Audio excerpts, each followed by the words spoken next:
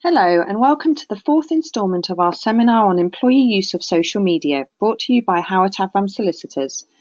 Today we are focusing on the hot topic of social media and recruitment. Whether you are an HR professional or a small business owner, using personal information from social media for recruitment can pose legal risks, and knowing what your responsibilities are is important to avoid getting into a legal quagmire.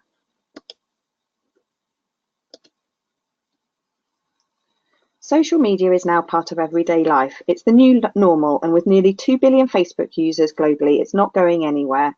However, it can have pitfalls in the work environment, and legal cases frequently occur.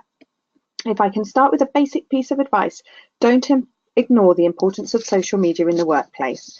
Undoubtedly, employers who have in place appropriate policies and contractual wording will be better placed to protect the business than those who have not.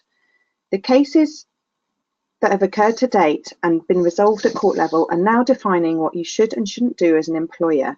We're going to look at these real life cases and provide you some checklists for action within your own workplace.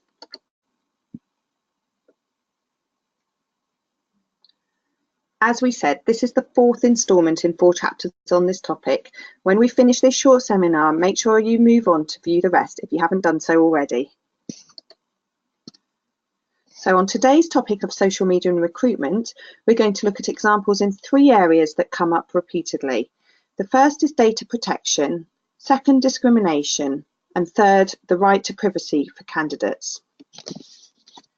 First of all, it's important to know that consulting online sources to glean information on job applicants is likely to constitute a breach of the Data Protection Act 1998.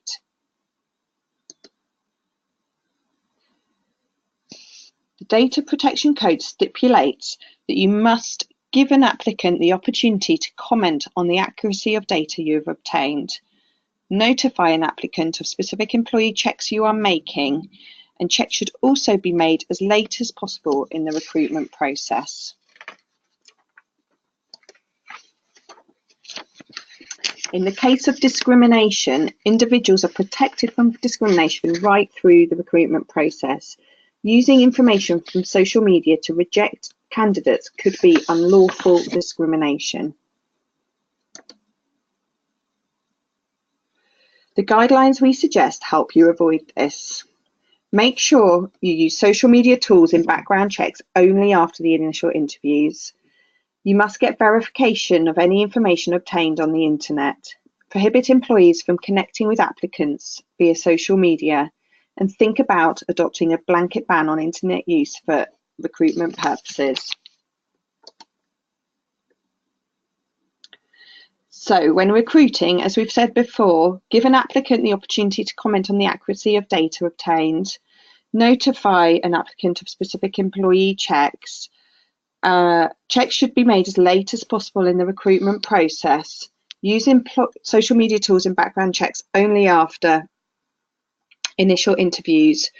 Require verification of any information obtained on the internet, and prohibit employees from connecting with applicants via social media. To close off, here's a reminder of how social media is the new normal. You can see some huge numbers in there in terms of uses every minute of every day. Your staff, boss, friends and family are all involved, and there are new apps and uses every day. It is not going away. Thank you so much for your time today. We hope this has provided a useful introduction to the topic of recruitment and social media. Howard Avram focus on law for businesses, and our clients appreciate our straightforward, practical and commercial approach. We enjoy providing tips and advice for businesses that will help keep them healthy and dispute-free. Don't forget to watch our other seminars in the series, and do feel free to get in touch if your business is in need of any legal advice.